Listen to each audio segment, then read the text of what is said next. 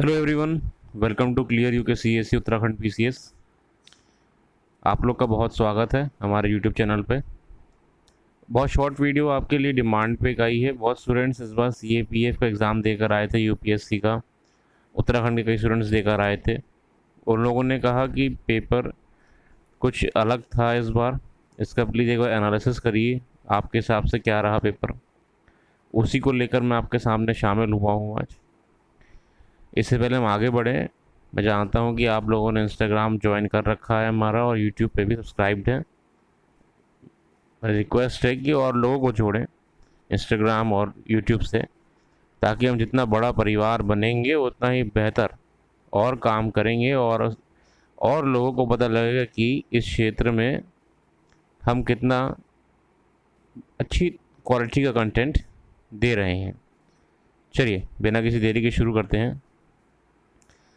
एक जनरल बात, पेपर कैसा आया था। देखिए, सीएपीएफ का पेपर अलग ही रहता है, कहीं ना कहीं इसे यूपीएससी का छोटी छवि माना जाता है और ये साबित भी हो गया। पिछले कई सालों की परीक्षा के मुकाबले जो इस बार सीएपीएफ का पेपर आया था वो अलग था। अलग इस कारण से था कि क्वेश्चंस थोड़े डिफ़िकल्ट थे। क्वेश्चंस डिफ़िकल्ट थे इस बार, आपके पेपर डिफ़िकल्ट था, नो डाउट। मतलब मॉडरेट तो मैं नहीं कहूँगा, सीएपीएफ मैंने पेपर पर देखा। ये एक इशारा है कमीशन की तरफ से कि पेपर्स का ट्रेंड बदल चुका है।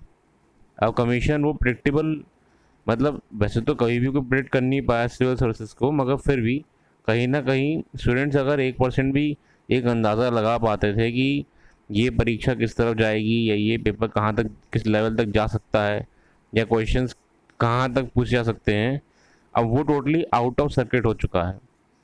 सीएपीएफ का पेपर जो लोग सालों से दे रहे हैं, जो सिलेक्टेड भी हैं, उनसे मेरी बातचीत हुई, उन लोगों ने भी कहा कि पेपर तो डिफ़िकल्ट आया था। इसका मतलब क्या है कि इशारा है कि आगे वाले सालों में आपको रेडी रहना पड़ेगा एक टफ कंपटीशन के लिए।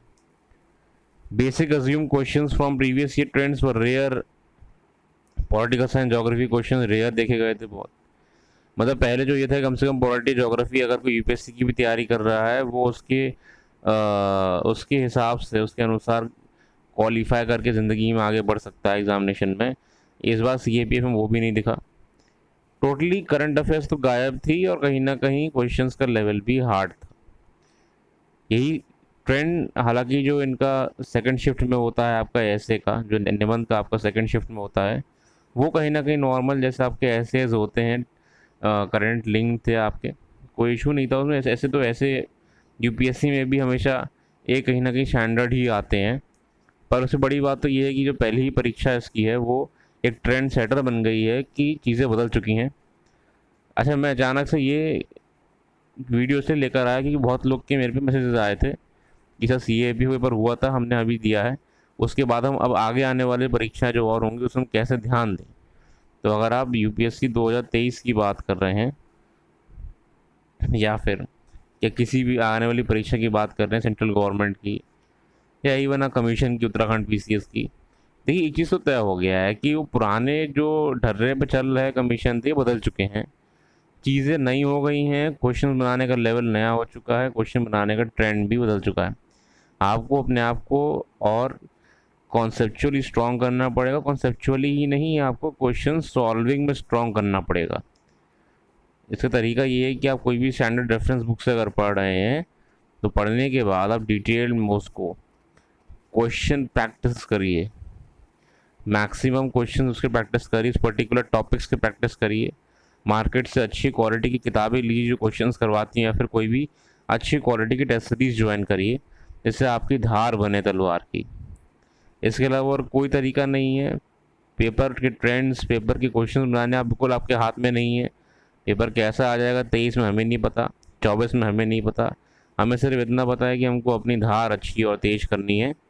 तो मैं इसमें आपके लिए यही कहना चाहूँगा कि कोई इशू नहीं है, आप जैसी तैयारी कर रहे हैं वैसी करते रहिए। पेपर का ये, आप चाहे यूपीएससी 2023 की बात करें, उत्तराखंड पीसीएस की जो परीक्षा हाल ही में हुई थी उसकी बात करें, ये साफ क्लियरली देखा गया है कि धीरे धीरे कमीशंस बदलते समय के साथ भी बदल रहे हैं और ये इशारा कर रहे हैं कि स्टूडेंट कॉन्सेप्चुअली होने के साथ साथ शार्प माइंड का इस्तेमाल करे ना कि ट्रेडिशनल पढ़ाई करके एग्जाम में चले जाए। शॉर्ट में मैं यही कहना चाहूँगा कि इसी अगर हम कट ऑफ की बात कर रहे हैं तो 110 के आसपास जाएगी आराम से। ये मेरा मतलब मेरा पर्सनल एनालिसिस है, बाकी कोई कुछ भी कहता है वो उसका अपना होगा। मैंने जहाँ पता करा था, बहुत डिस्कशन करा था स्टूडेंट्स के साथ कि 110 ठीक है, मैं इसमें ना कोई प्लस माइनस करूँगा, अपने आप प्लस माइनस कर लेना, ये हाई ही जाएगी। लो जाने का इसमें कोई चांस नहीं है। पेपर भले ही कितना भी टफ था, मगर वो कहीं ना कहीं कुछ छात्र होते हैं तबके के जो निकाल ही लेते हैं। ठीक है, कम भी गई तो और अच्छी बात है। अभी मान के चलिए कि हाई रहेगी और ओवरऑल पेपर डिफ़िकल्ट था, नो डाउट।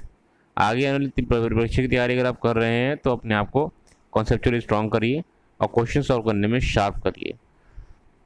बाकी और इस चैनल पे वीडियोस लगातार आना शुरू हो जाएंगी, क्योंकि ये भी कुछ बच्चों का मेंस चल रहा है उत्तराखंड पीसीएस का, तो उनके साथ मैं बिज़ी हूँ उनको पढ़ाने में, इसलिए मैं रेगुलर वीडियोस नहीं डाल रहा था। मगर मैं शुरू करूँगा, कम से कम हफ्ते में 2-3 वीडियो रेगुलर पढ़ती रहें, ताकि आप लोग इसके कनेक्शन बना रहे, एक जुड़ाव बना रहे।